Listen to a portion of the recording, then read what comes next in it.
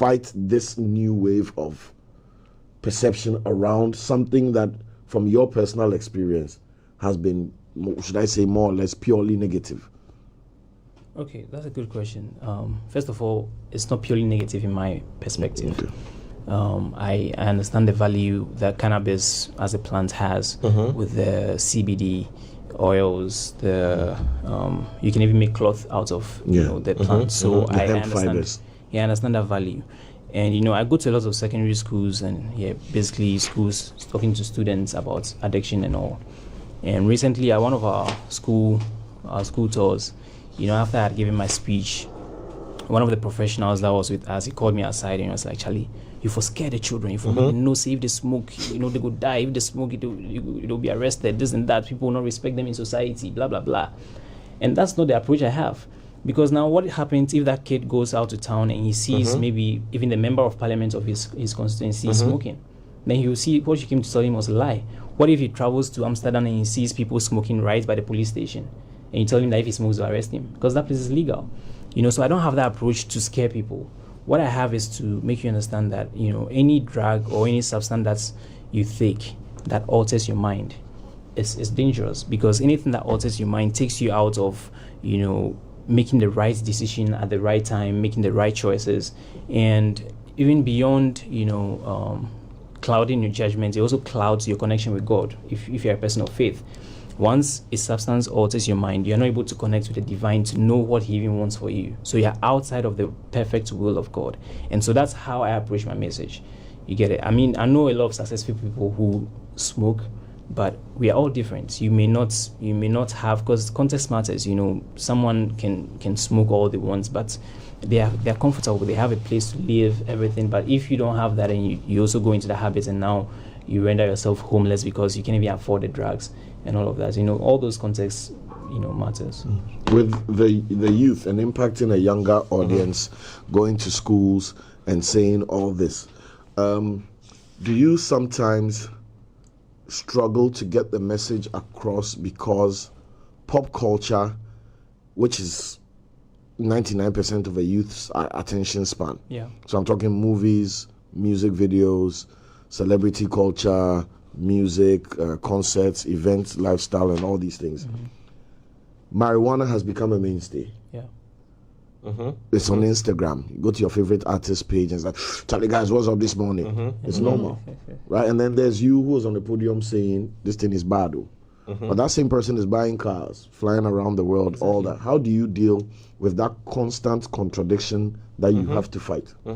Yeah, that's what I was saying, that I don't scare them and tell them that if you smoke, you can be successful, because they'll go out and they see their favorite musician, probably even more successful than their pastor or their father in their house who doesn't smoke. Most likely.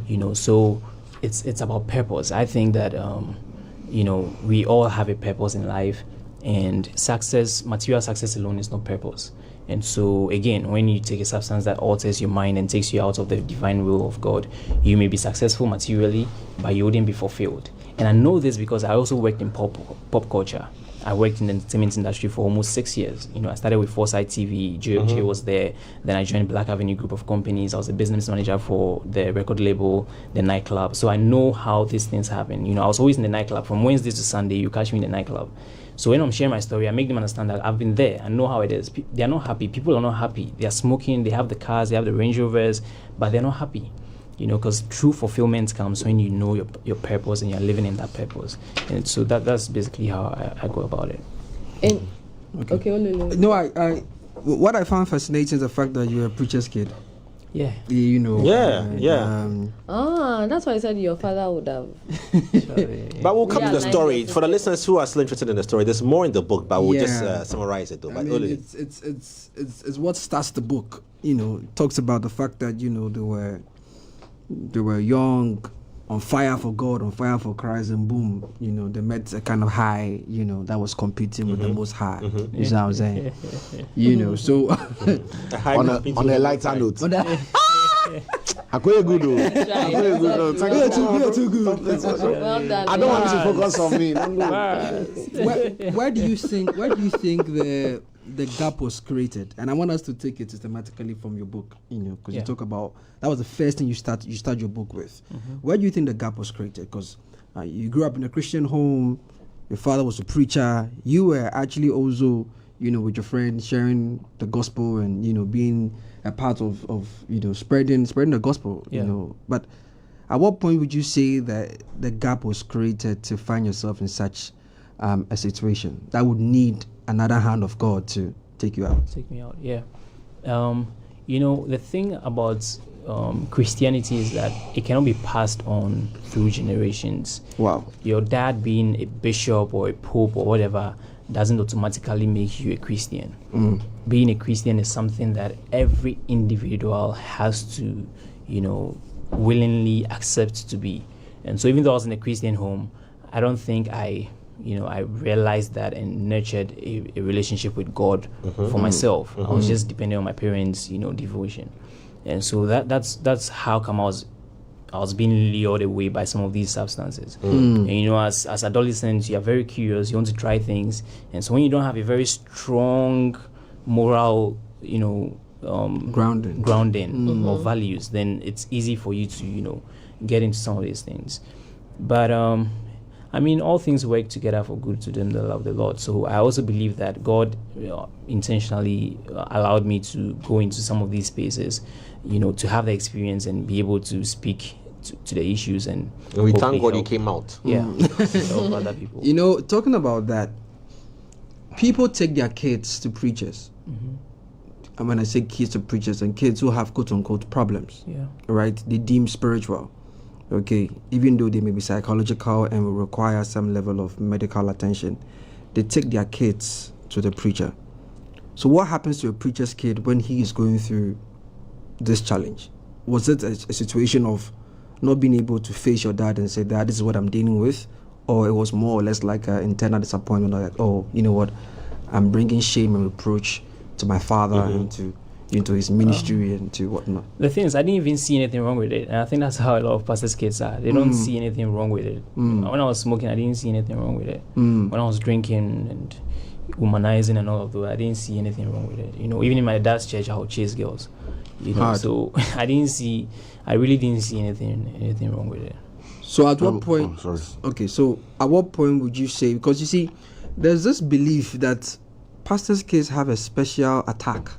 A special spiritual attack. Their demons are different, But I was listening to a sermon one time, and Archbishop Duncan Williams said he blames himself today because he couldn't have time for his kids.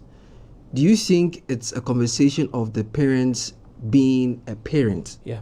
Okay, to their kids, or assuming that the Christian family that they are in should naturally rub over them, or assuming that maybe they are pastors and God will have mercy on their kids like to answer your question. and show them mercy. What do you think? Do you think it's an issue of parents having time for their kids, or it's really an assumption that it should be automatic because I'm taking care of God's business? Yeah. I think the parents factor is very key. For a pastor's kid, you see your dad on the podium preaching every Sunday, and everybody is, hey, that's the man of God. But then you're living with this person in the house, and they are imperfect. You see the flaws. So you see the flaws, and then you start to wonder, so if a whole pastor bishop said to do this, then it means that it's not a big deal. So that can have an effect on you when you're young, and But if the parents is consciously making an effort to make you understand that, look, I'm a pastor, yes, but you're my son, and you can see these things. It doesn't mean that I'm a bad person. It doesn't mean that this is the right thing to do. I know. The parents factor is very, very important. Very, very important.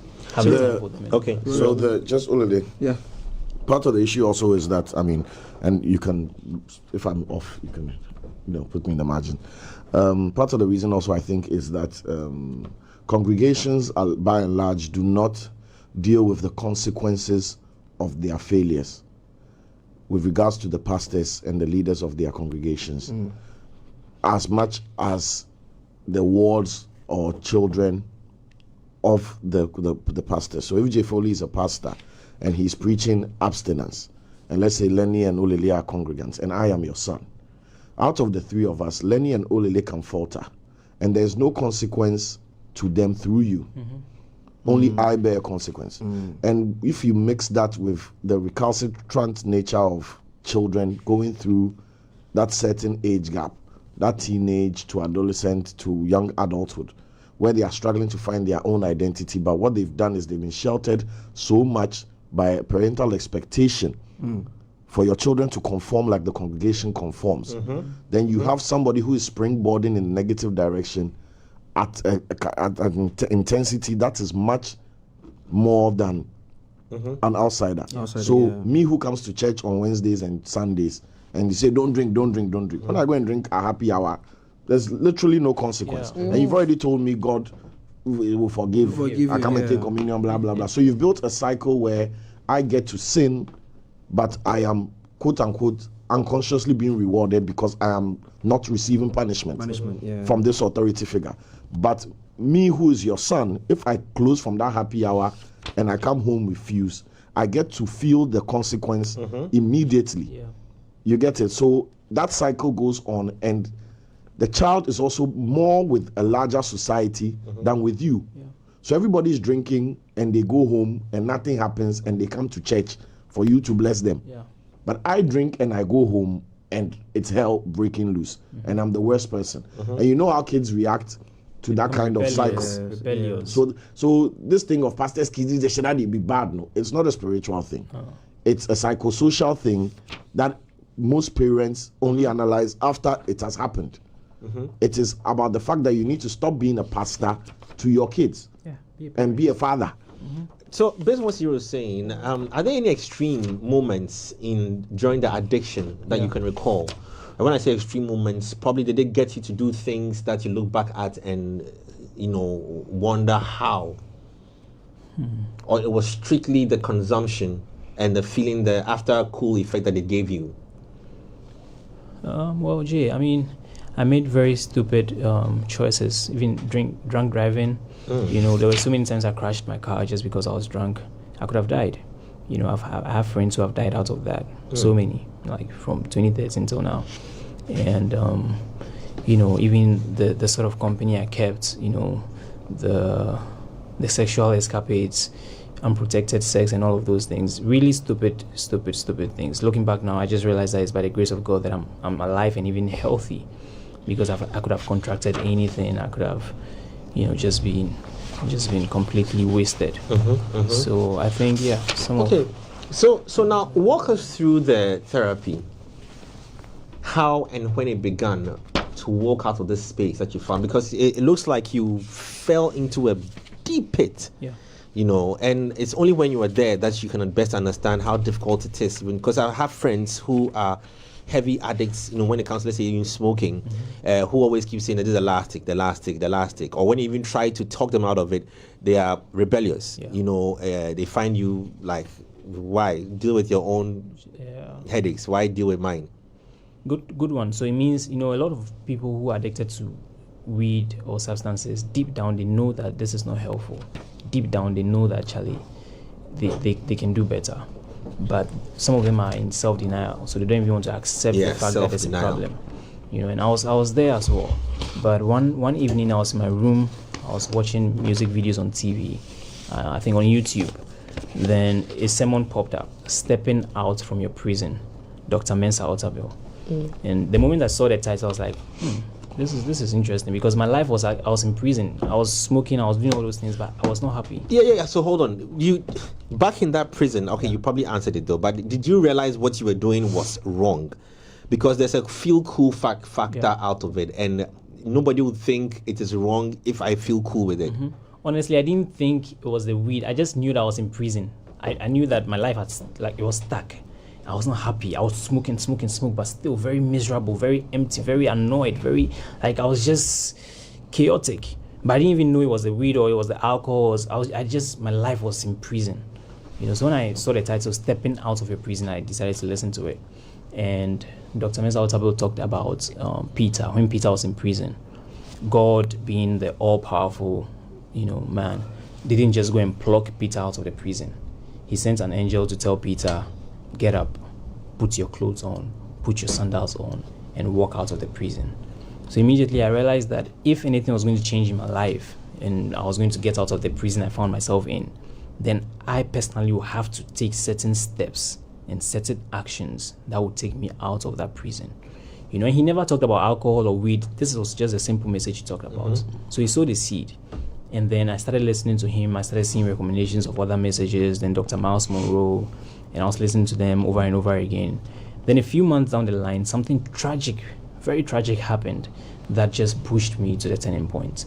So there was this guy I used to follow on social media. He was living the life, like flying private jets, you know, driving flashy cars, you know, partying with the biggest celebrities you can think about in the world. And then one day I go on social media and they say this guy jumped from his 10th floor penthouse in Miami and he killed himself. You know, and immediately hit me. What shall it profit a man to gain the whole world and yet lose his soul? Because this guy had it all, bro. Like, I mean, if you Google him today, you still see it. He had everything, and he just killed himself like that. You know, Do you remember who this was? Godiamo. Okay. Godiamo. He's an Angolese. Is he Angolan? Angolan, yeah. Angolan, yeah. Angolan. He killed himself.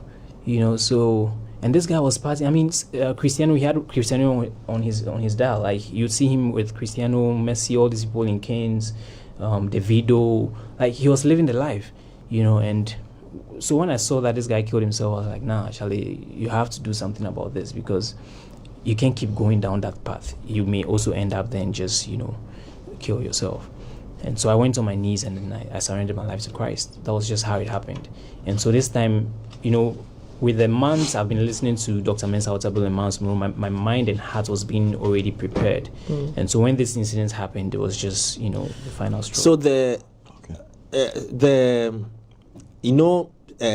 addiction is also, aside from it being psychological, it's also, we're talking about it with Dr. Chris, how now the body has adjusted to the need for the substance. Yeah. So yes, the mind was walking away, but how did you physically now start walking away from the addiction? Yeah. So you remember when I told you in university I failed focus and I wanted to stop? That 1 week where I moved to a new hostel, it was terrible. I would always vomit. I had nausea, my headaches. Like Withdrawal. Charlie, it was hard.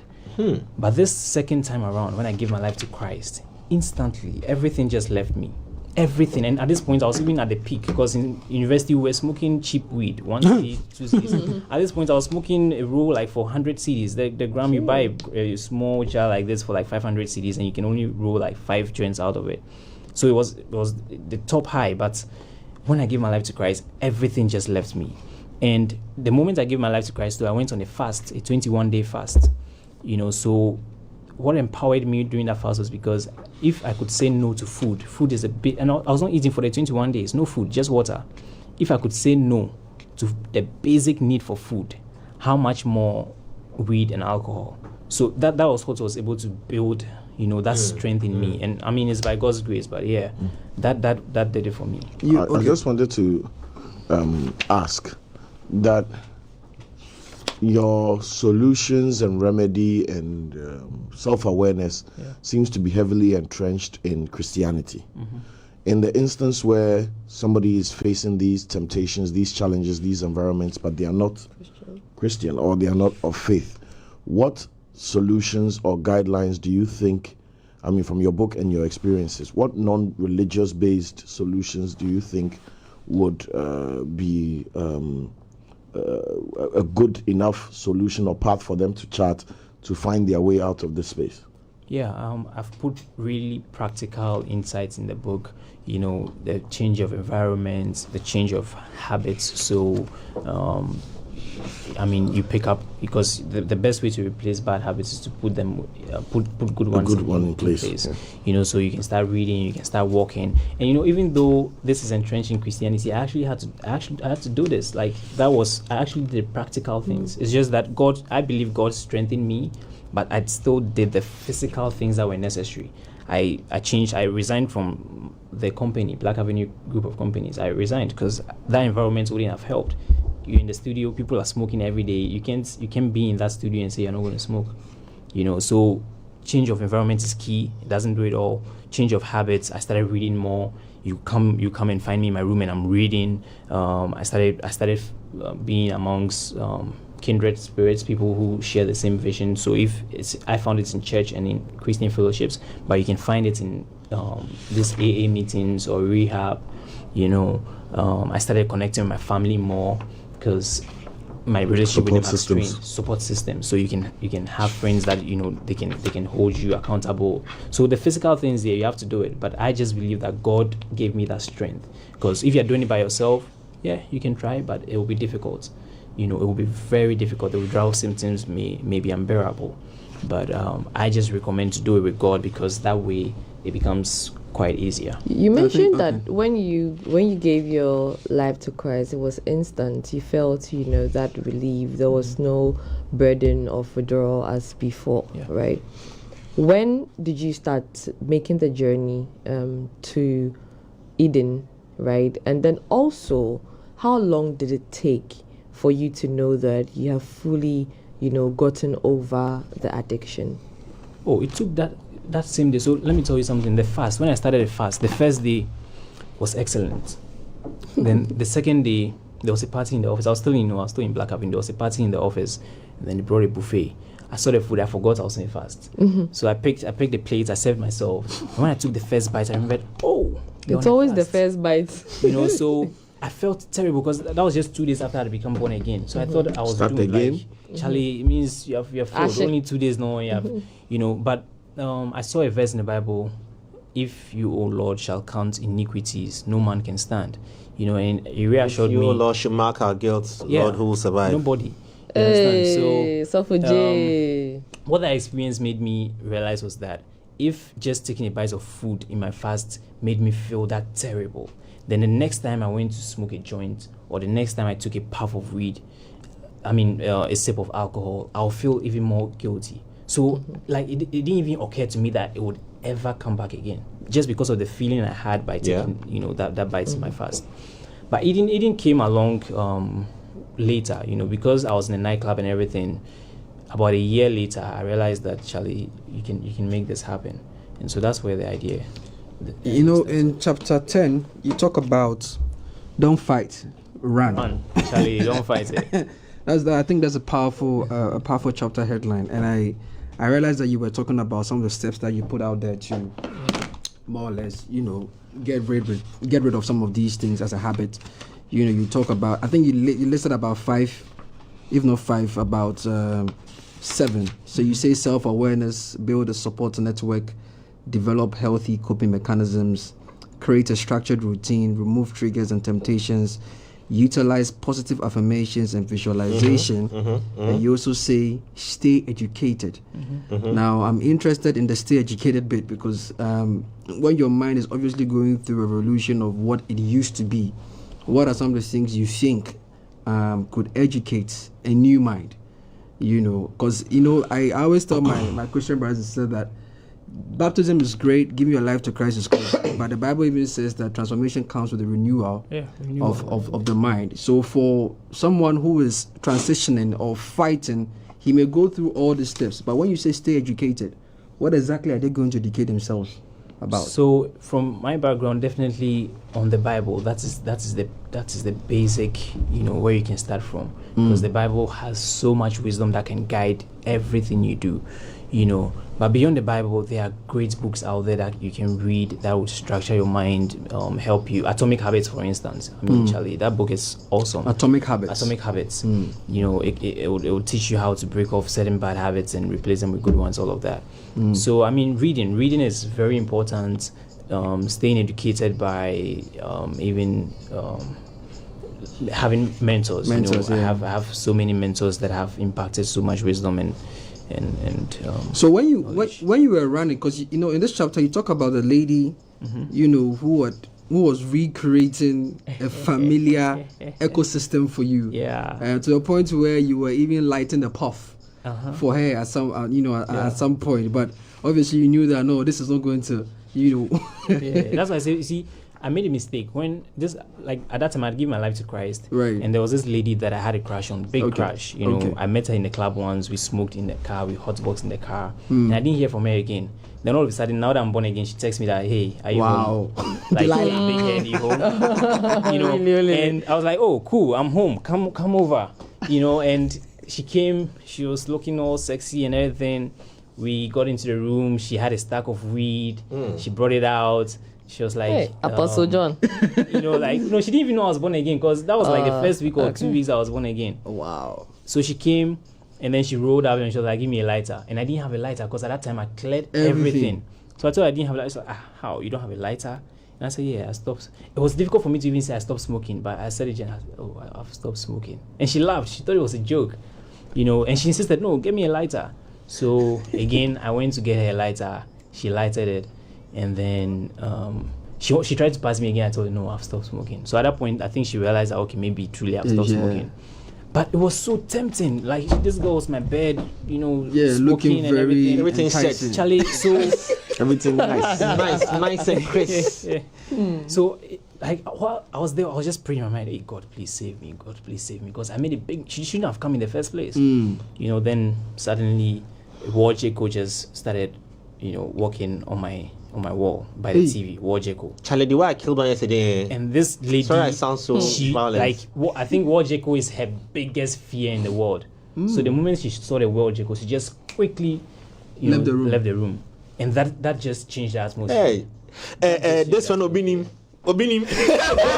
You're fast. Obinim was there. Danny.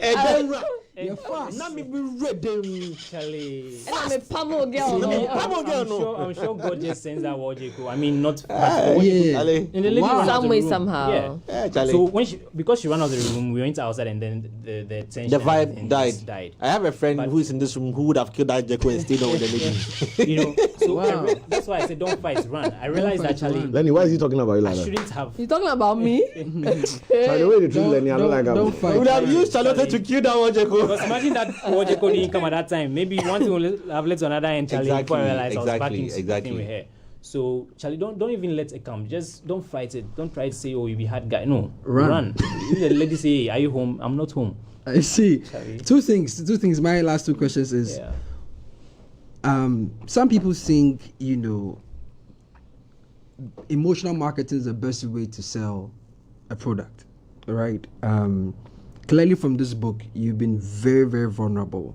At what point did you realize that, you know what, I need to tell it all and keep some? I need to tell it all and not keep some, or I need to reserve some for my personal reflection, you know, and not let people get to know? Because I'm going to ask you a second question. You have presidential ambitions, so I want you to answer that. Then I'll get to the part where, you know, his name is not called John. His real name is Ishmael, but we'll get to that. So, let's talk about, his name is Ishmael. But now my official name is John. Okay, It was but inspired by, story, he was inspired by the late ex-president Jerry John Rawlings. You know, You want me to say something about that? you know, so I want you to join the two, because, you know, when that dream is being fulfilled, people will go back to the book. Now there are two types of people who will be impacted by the book. They're the type of people where they're going to see too much into your life and say, you know, oh, you used to be a drug addict and this. The inside could make you win, no? Everything that you do will be tied back to this book. All right. And there are people who are also going to be blessed by the story and say that, oh, you know what, because of this and that and that and that, this guy's become responsible. But I want to find out from you why you chose to be so vulnerable, you know, telling it all in about, you know, over 200 pages. Yeah, Olile, Charlie, I've seen people's lives being destroyed because of, you know, this sort of lifestyle. In the university, when I started smoking, the two guys I was smoking with, one of them died a very tragic death on a motorbike on the Pokwasi interchange, you know, and he left no legacy behind. And there are several people like that whose lives are just going to be wasted just because they don't have this counsel or they don't have this, you know, message. So it's something I'm very passionate about, to see lives being saved. You know, they say follow who know road, and me, I've seen a road that is helpful. I've seen a road that has transformed my life. I've seen a road that has brought me peace, joy, fulfillment. I can't keep it to myself.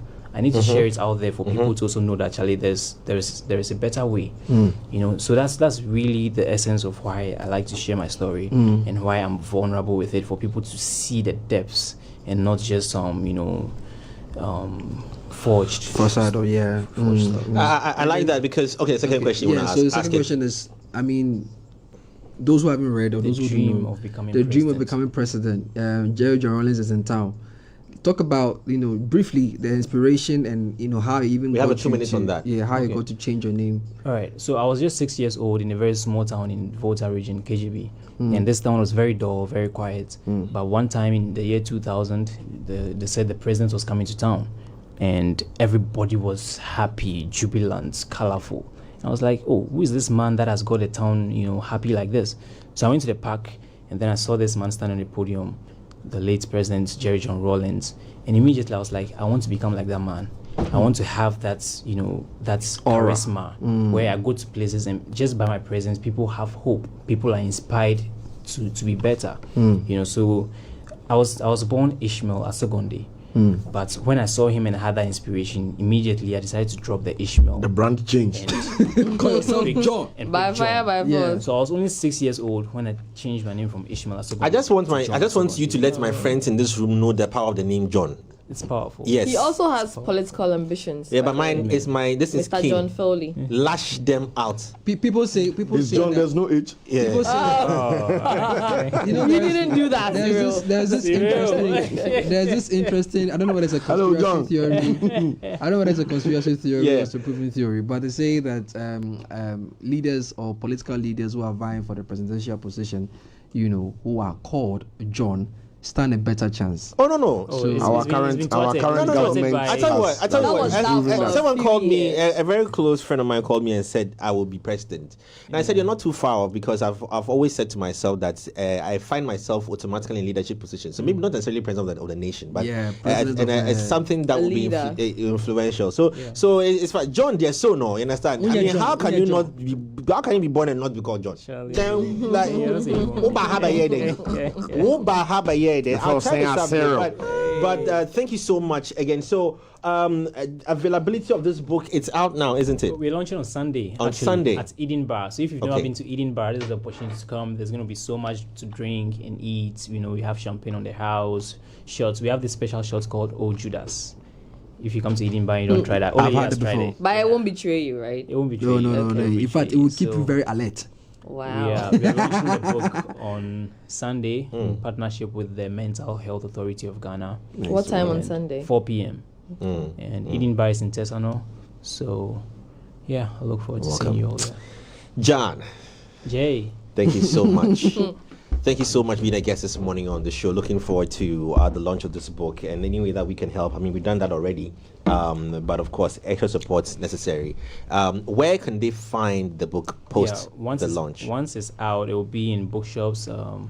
Any bookshop in Accra, but Eden Bar definitely you can get it. And you can follow me on social media for updates. Okay, Lenny. Oh, I just wanted to say belated happy birthday to Nia Takra. Oh yeah. His birthday was yesterday. Yeah, I think Yeah, we- Ghana music. yeah. we Ghana missed it, music, man. so, Need yeah. Ghana music. Happy birthday. Yeah. Happy Big shout out to Nia. birthday. John, thank you. Yeah, See you you. want to say future birthday? From Cyril, John, Bevelyn, Yes. Emmanuel, Oh, please. Why are you using Bevelyn? and John. He Our just viewers. wanted to be shady. So we have John, and then we have John. John. John. Cyril is ready. Oh, Yeah, yeah. Becky I mean, you say you travel. I was waiting for you. Welcome back. On that note, God send the world Jacko in. yes. Send it now. We're back same time tomorrow. John, thank you so much, and we out. Thank you.